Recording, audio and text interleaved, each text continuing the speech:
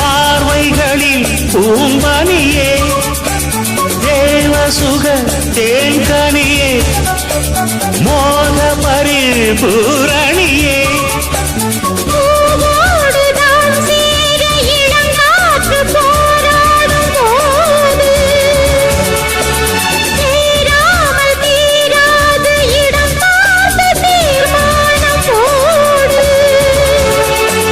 புது புது வீடு கதை தொடர்கிறதே.